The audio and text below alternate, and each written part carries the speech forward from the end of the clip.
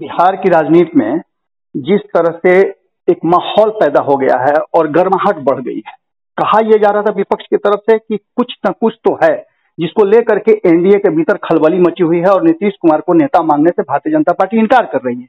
अब ये बात खुल करके सामने आ गई है, सीधे तौर पे नहीं लेकिन सांकेतिक तौर पे भारतीय जनता पार्टी ने नीतीश कुमार को बदनाम करने का और उनके ऊपर हमला करने के लिए अपने लठैत, जिसको कहा जाता है कि राजनीति में एमएलसी टूना पांडे को खड़ा कर दिया है। हालांकि उससे इनकार भी कर रही है कि टूना पांडे हमारे नहीं है, फिर भी टूना पांडे ने जो जिस तरह से नीतीश कुमार पर हमला किया है, उन सारे मुद्दों को लेकर के हमारे साथ राजेश राठौर जी हैं जो कांग्रेस के प्रवक्ता हैं। अब हम उनसे जानना चाहेंगे कि इस पूरे माहौल को वो किस तरह से देखते हैं, क्योंकि कांग्रेस एक लंबे समय तक नीतीश कुमार को सहारा देती रही है 2013 से लेकर 2017 तक। क्या सोचते हैं आप राजेश जी इस पूरे मामले पर?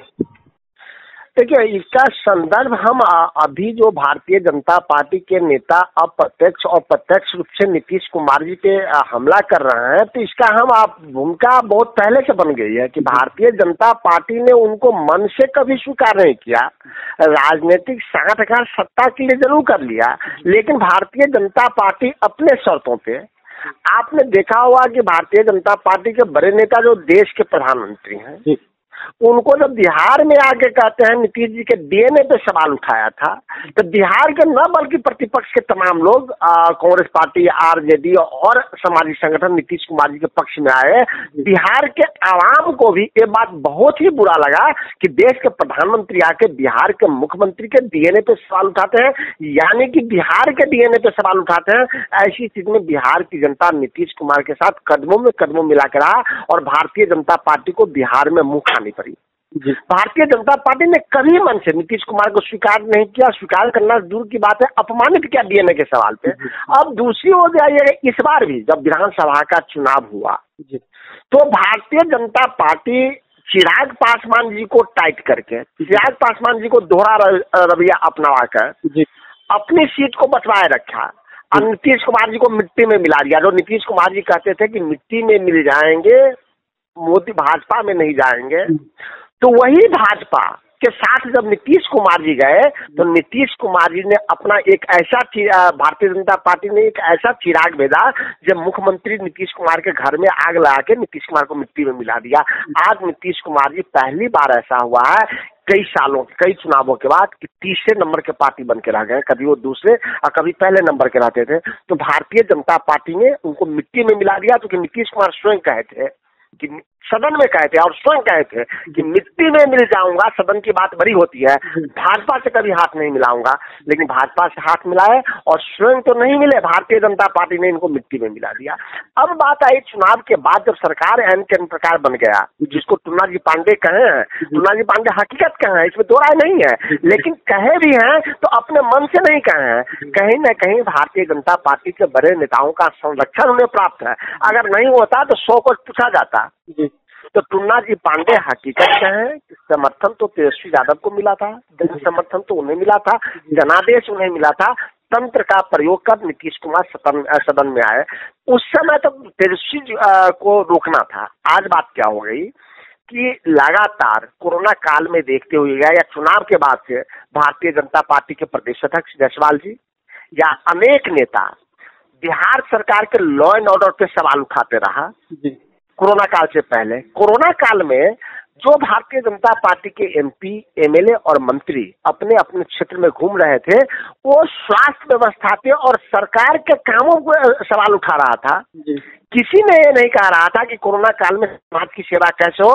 सब कह रहा है कि हॉस्पिटल में वेंटिलेटर नहीं है, ऑक्सीजन नहीं है, आईसीयू नहीं है। ये सवाल तो विपक्ष उठा ही रहा था, लेकिन एक सुशील कुमार मोदी को छोड़ भारतीय जनता पार्टी के तमाम लोग ये सवाल सरकार पे उठाते रहे। इसको ये साबित करना था कि नीतीश कुमार जी 16 साल में असफल सीएम रहे कि उन्होंने स्वास्थ्य व्यवस्था को भी दुरुस्त नहीं किया।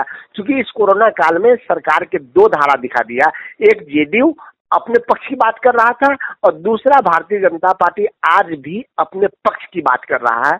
तो मुझे लगता है कहीं न कहीं तो भारतीय जनता पार्टी अब नीतीश कुमार को सबक सिखाने की स्थिति में आ गया है। वो चाहता है कि अगर अभी हम सबक नहीं सिखाएंगे तो आने वाले समय में फिर हम मजबूरवश हमको नीतीश कुमार के साथ चुनाव लड़ना पड़ेगा, और ऐसी स्थिति में हमें बहुमत मिलेगा तो नीतीश कुमार के साथ रहना पड़ेगा, नहीं मिलेगा तो हम भी बाहर चले जाएंगे।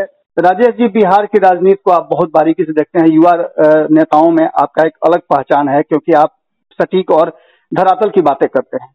आपको क्या लग रहा है बिहार की राजनीति में जो वर्तमान स्थिति पैदा हो गई है एनडीए के बीच में, यानी सरकार के बीच में, क्या लगता है आपको सरकार चलाना नीतीश कुमार जी के लिए आसान होगा, या फिर चुनाव की तरफ हम बढ़ रहे हैं? देखिए, चुनाव की तरफ बढ़ना तो बड़ा मुश्किल सा है, क्योंकि नरेंद्र मोदी दिल्ली में है और लगातार वो चुनाव हार रहे हैं। बंगाल के हार के बाद भारतीय जनता पार्टी भी नहीं चाहेगी कि हम चुनाव में जाए, क्योंकि बिहार में वही हासिल होना है उनको। परंतु वो ये कभी नहीं चाहेगा भारतीय जनता पार्टी कि नीतीश कुमार जी अपने कुर्सी पर बने रहे। वो चाहेंगे कि पहले नीतीश को फिनिश करें, फिर हम विपक्ष से लड़ लें। तो भारतीय जनता पार्टी का अब पहला उद्देश्य है जी कि नीतीश कुमार को फिनिश करना, क्योंकि 20 सालों से लगातार नीतीश कुमार के नेतृत्व में भारतीय जनता पार्टी सरकार बना रही है, नीतीश कुमार को नेता स्वीकार नहीं कर रही है। दो बातें हैं कि सरकार नीतीश कुमार के नेतृत्व में, नेता स्वीकार नहीं किया जा रहा है नीतीश कुमार को। 2 दिन पहले भी कैबिनेट में पंचायती राज के प्रतिनिधियों को जो अधिकार की बात आई, उसमें 2 धारा दिखा जी कि भारतीय जनता पार्टी का अलग था, जेडीयू का अलग था। अंततः भारतीय जनता पार्टी के बात को नीतीश कुमार को स्वीकार करना पड़ा। तो नीतीश कुमार जी अगर अपनी गरिमा को गिरा के बने रहना चाहते हैं तो रह सकते हैं, अन्यथा भारतीय जनता पार्टी हर पल उनको अपमानित करने में कोई कदम पीछे नहीं हटाती है। आपको क्या लगता है कि जिस तरह से माहौल बन रहा है, क्या भारतीय जनता पार्टी जिस तरह से अन्य राज्यों में खेला करते आई है, और कहा जा रहा है कि बंगाल चुनाव के बाद बिहार में कुछ खेला होगा, क्या आपको लग रहा है कि चुनाव नहीं होंगे, आप साथ देंगे नहीं, तो ऐसी स्थिति में राष्ट्रपति शासन की तरफ जा रहा है क्या बिहार? भारतीय जनता पार्टी चाहेगा कि नीतीश कुमार फिनिश हो, तो ताकि मेरा एक छत्र राज हो, उसमें राष्ट्रपति शासन की ओर जाएगा जी। उसमें एक संवैधानिक संकट आएगी जी। फिर नीतीश कुमार जी के पास प्रश्न है कि नीतीश कुमार जी तब कहाँ जाएंगे जी, और नया रास्ता तलाशेंगे, या जो सबसे बड़ी पार्टी है सरकार बनाने के लिए राज्यपाल उनको आमंत्रित करती है।